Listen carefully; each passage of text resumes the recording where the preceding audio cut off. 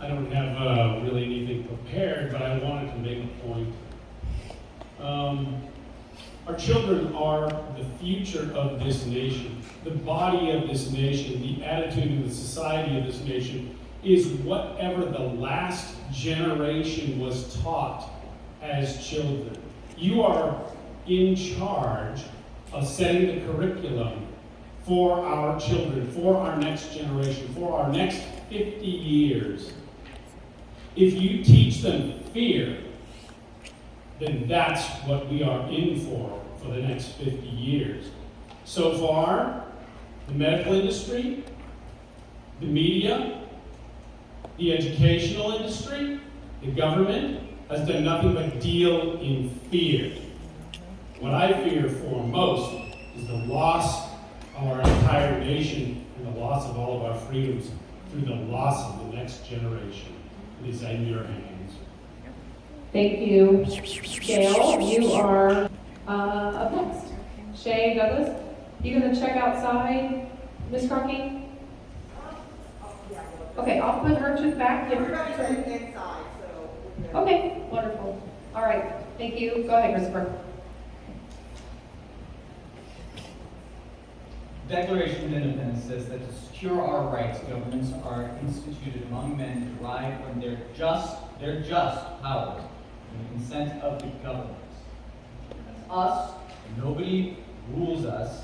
The CDC doesn't rule us. People's fears and tragedy do not rule us. Right now, we need to be careful what we follow from the CDC because on their website, among other things that are possible future suggestions, are COVID camps. That may seem hyperbolic, but it's happening right now in Australia. They are setting up hubs. That's what they're calling them. They are COVID camps.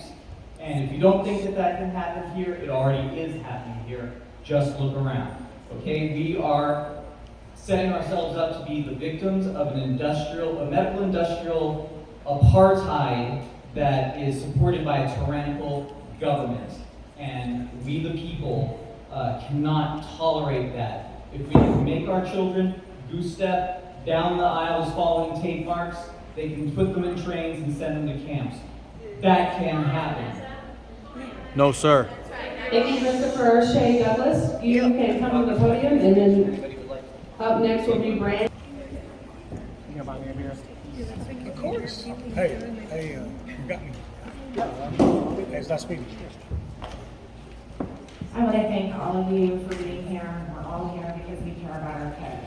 We have enough compassion to be here because we want what's best for them.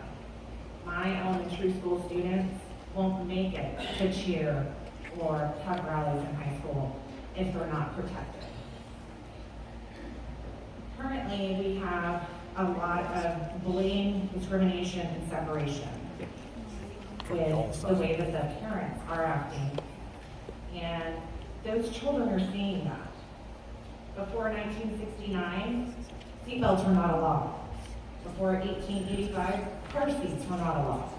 They protect people and keep them safe. Masks do too. 54% of the cases that are in Hays County are within our district. 28% of the active cases in Hays County are under the age of 19. Thank you. Howdy, y'all. I'll tell you, I probably changed what I was going to say about 10 times while sitting here. I'm going to tell you what I'm sure of.